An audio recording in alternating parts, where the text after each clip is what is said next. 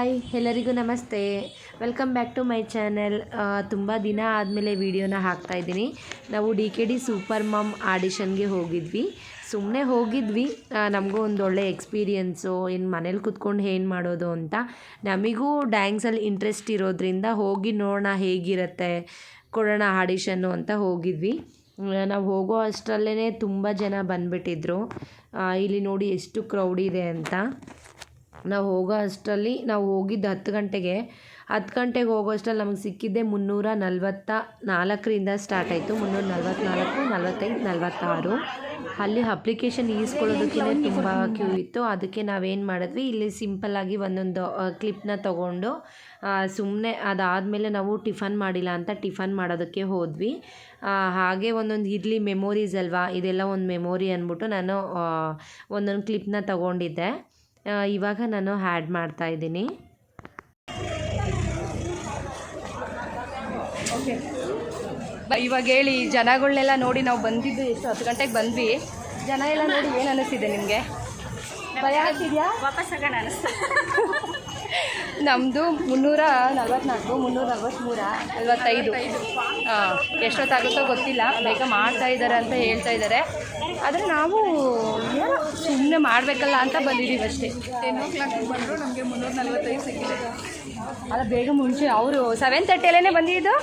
ಅಲ್ಲ ನೋಡಿ, ನಾವು ಟಿಫನ್ ಮಾಡ್ಕೊಂಬರೋಣ ಬಾರಿ ಅಂದರೆ ಅವರು ಮಗಳಿಗೋಸ್ಕರ ವೀಡಿಯೋ ತೆಗಿಬೇಕು, ಯಾಕಂದರೆ ಮೂತಿಗೆಲ್ಲ ಊಟ ತಿಂದ್ಬಿಡ್ತಾಳೆ ಅಂದ್ಬಿಟ್ಟು. ಟಿಫನ್ ತಿಂದಿದ್ದಾಯಿತು, ಬನ್ನಿ ಹೋಗೋಣ. ನೆಕ್ಸ್ಟು ಏನು ಮಾಡೋದು? ಅವಳು ರೋಡಲ್ಲೇ ಡ್ಯಾನ್ಸ್ ಆಡ್ತಾಳೆ. ಯಾವುದು?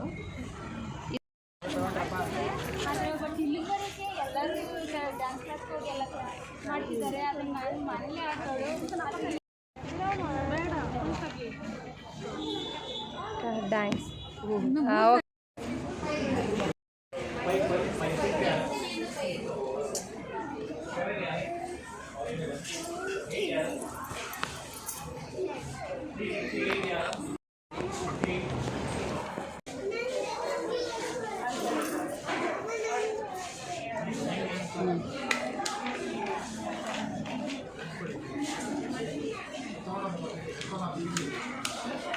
ಕೈ ಕುಡಿಮ, ಈಗಿಡಿ ಸ್ಟಾರ್ಟ್ ಆಗಿಡಿ.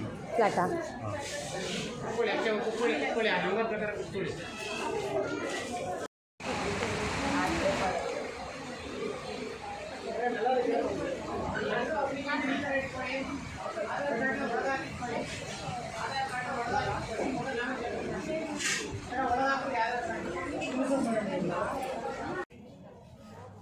ಅಂತೂ ಇಂತೂ 10 ಗಂಟೆಗೆ ಬಂದಿದ್ದು.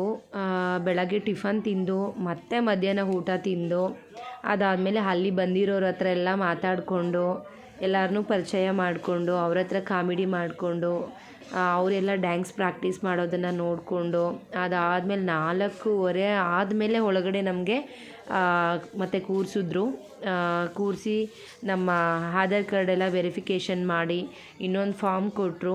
ಮತ್ತು ನಂಬರ್ ಇರೋದು ನಮಗೆ ಅಂಟಿಸ್ಕೊಳ್ಳೋದಕ್ಕೆ ಕೊಟ್ಟರು.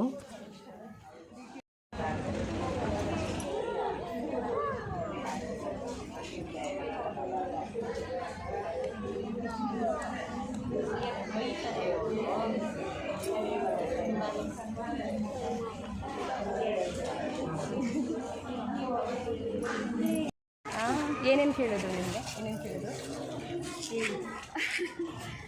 ಹೆಂಗಿತ್ತು ಒಳಗಡೆ ಹೋಗಿ ಬಂದ್ರಲ್ಲ ಎಕ್ಸ್ಪೀರಿಯನ್ಸ್? ಚೆನ್ನಾಗಿತ್ತು. ನನಗಂತೂ ಸೂಪರ್ ಇತ್ತು. ಕ್ಯಾಶುವಲಾಗೇ ಕ್ವಶನ್ ಕೇಳಿದ್ರು.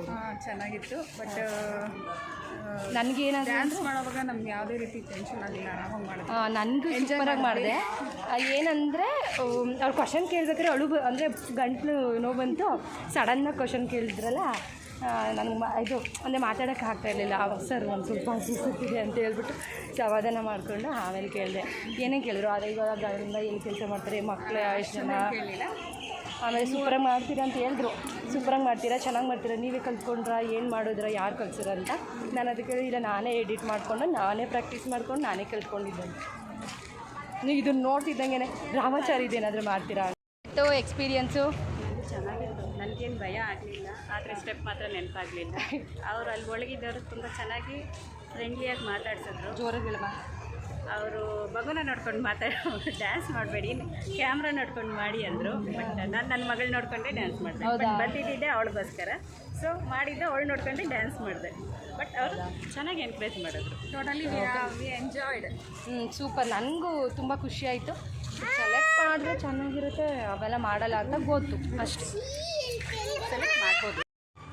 ಅಪ್ಪ ಬೆಳಗ್ಗೆ ಅಂತೂ ಈ ಬೋರ್ಡ್ಗೆ ತುಂಬಾ ಡಿಮ್ಯಾಂಡ್ ಇತ್ತು. ಸಂಜೆ ಆಗೋಷ್ಟರಲ್ಲಿ ಸ್ವಲ್ಪ ಕಮ್ಮಿ ಇತ್ತು. ಇಲ್ಲಿ ಒಂದೊಂದು ಕ್ಲಿಪ್ನ ತೊಗೊಳ್ಳೋಣ ಅಂದ್ಬಿಟ್ಟು ಸುಮ್ಮನೆ ಹಾಗೆ ತೊಗೊಂಡ್ವಿ.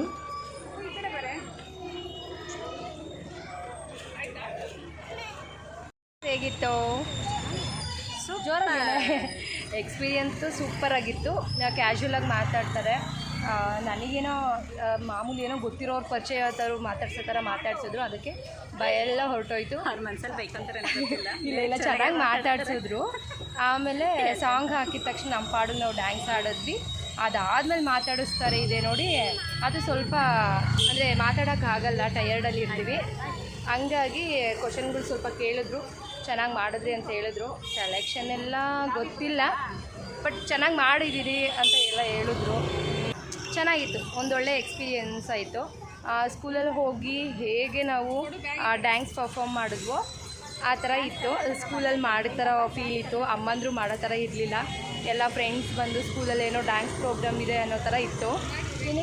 ಇವರಿಲ್ಲಿ ಪ್ರಾಕ್ಟೀಸ್ ಮಾಡ್ಕೋತಾ ಇದ್ದಾರೆ. ಮೇಡಮ್ ನೀವು? ಇವರು ವಿಡಿಯೋಗ್ರಾಫರು ಎಲ್ಲ.